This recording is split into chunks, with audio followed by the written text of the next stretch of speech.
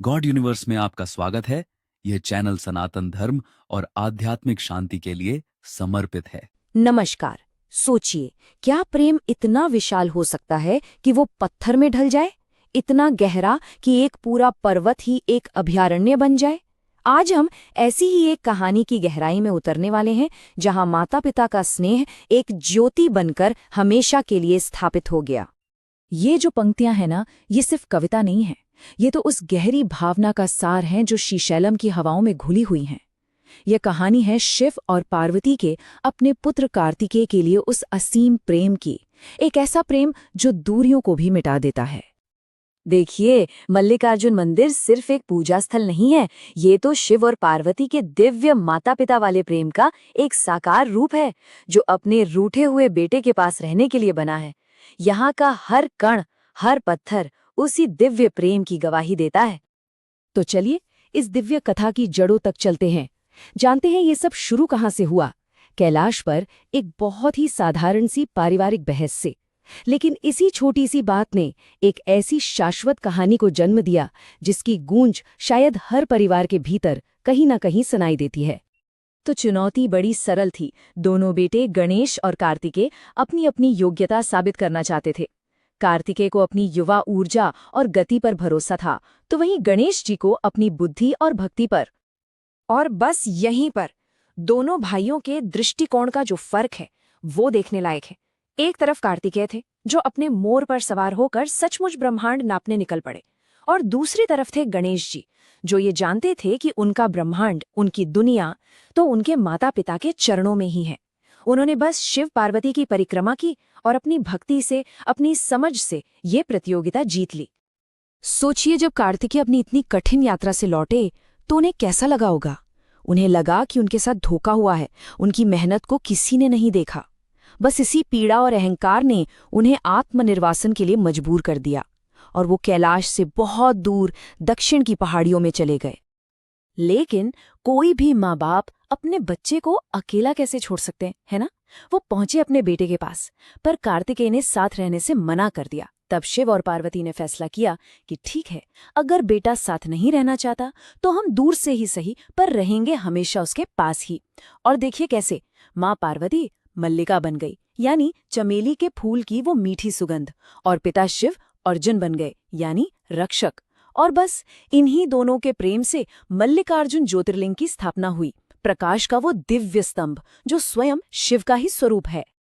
तो चलिए, अब देखते हैं कि ये जो पौराणिक प्रेम कहानी है, ये वास्तुकला में, आर्किटेक्चर में कैसे जिंदा होती है।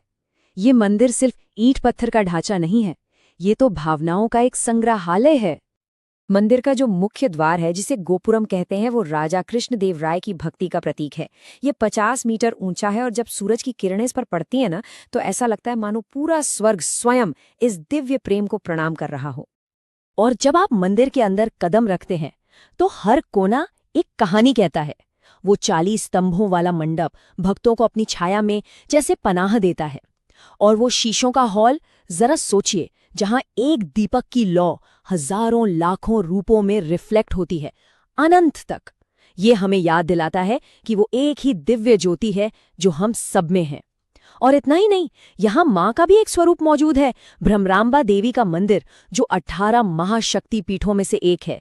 यानी ये वो पवित्र स्थान है जहाँ देवी सती के अंग गिरे थे, जो इसे दिव्यता का एक और बड़ा केंद्र बनाता है।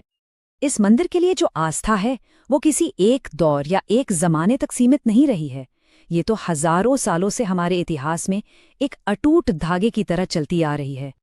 इसकी कहानी सदियों पुरानी है। सातवाहन काल से, जब इसका जिक्र पहली बार एक पवित्र स्थान के रूप में हुआ, फिर चालुक्य वंश ने इसे एक आकार दिया, और फिर आया विजयनगर साम्राज्य का स्वर्ण युग, जब इसकी भव्यता अपने शिखर पर थी। हर दौर ने इस जगह पर अपनी भक्ति की छाप छोड़ी है। ये दिखाता है कि विश्वास समय से कितना परे होता है। अब बात करते हैं उस अनुभव की जो आज एक भक्त श्रीशैलम में महसूस करता है। ये यात्रा सिर्फ एक मंदिर तक पहुंचना नहीं है, ये तो अपने ही भीतर उतरने जैसा है। पता है, पाताल गंगा तक पहुंचने के लिए 852 सीढ़ियां उतरनी पड़ती हैं। कहते हैं कि ये जीवन के 852 कष्टों का प्रतीक हैं, और हर कदम के साथ भक्त का बोझ हल्का होता जाता है। फिर जब कृष्णा नदी का ठंडा पवित्र जल तन को छूता है तो मन भी शुद्ध हो जाता है। कभी सोचा है लोग हजारों किलोमीटर की यात्रा करके यहाँ क्यों आते हैं? वे अपने साथ क्या लाते हैं और क्या पाने की उम्मीद करते हैं? इसका जवाब उनकी गहरी आस्था में छुपा है। यहाँ आने वाले भक्त सिर्फ एक पत्थर की मूरत नहीं देखते, वो अपने जीवन की गहरी मुश्किलों का हल ढूंढते हैं। चाहे वो ग्रहों की पीड़ा से शांति हो, पूर्वजों की आत्मा की शांति की इच्छा हो, या फिर इस जीवन के चक्र से मुक्ति यानी मोक्ष की अंतिम अभिलाषा हो। यहाँ की दी हर प्रार्थना एक बेहतर जीवन की गहरी उम्मीद से जुड़ी है। तो इस पूरी कहानी, इस इतिहास और इस अनुभव को जब हम एक साथ लाते हैं तो हमें क्या समझ आता है? हम वापस उसी मूल भावना पर आते हैं जहां से ये सब शुरू हुआ था।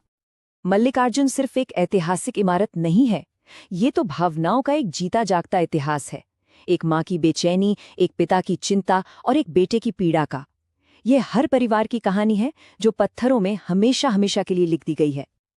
और अंत में श्री शैलम हमें यही सिखाता है, असली ज्योतिर्लिंग किसी धातु या पत्थर में नहीं होता, वो तो उस निस्वार्थ प्रेम में है जो बिना किसी शर्त के दिया जाता है, जो दूर रहकर भी रक्षा करता है और जो अहंकार से बहुत बहुत बड़ा है।